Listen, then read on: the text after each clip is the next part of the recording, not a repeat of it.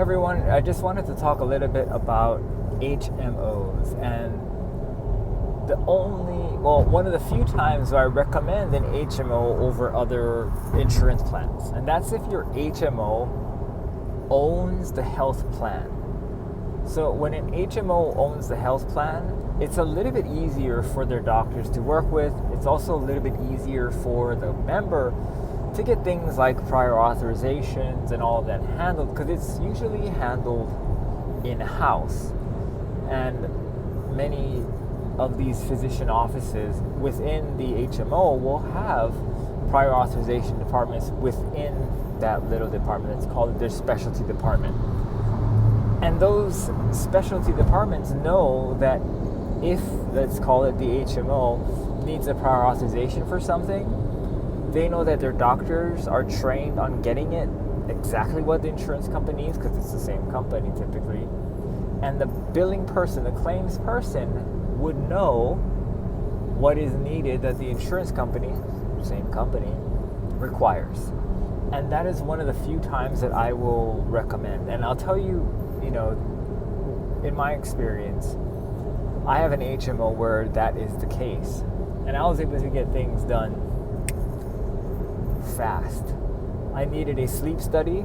My sleep study was approved within a day. I had the appointment. They scheduled my sleep study for a few months out, because that's how busy they are. But I was able to get in early because I was on a waiting list, and the insurance company, they were like, "Oh, you have this kind of wait. Don't worry about it. We're just going to put you right in. No problem." Sleep study was completely covered by my insurance plan, and I had no issues. All right, so that's the only time that I would recommend going with an HMO under most circumstances. That's actually when I would suggest the HMO versus other programs if the member had all their doctors and everything in that same healthcare system. So keep that in mind when you're talking about HMOs, that some HMOs are special if they are owned by the health plan, because the health plan can do, is pretty much a closed ecosystem for the clients. If your client, your member, gets really sick, guess who's paying for it? The health plan. So the health plan is very, very, very keen on keeping costs down. Therefore, they're going to try and do everything they can to get services pushed through so that the patient doesn't go critical. That's a lot of costs is critical care area.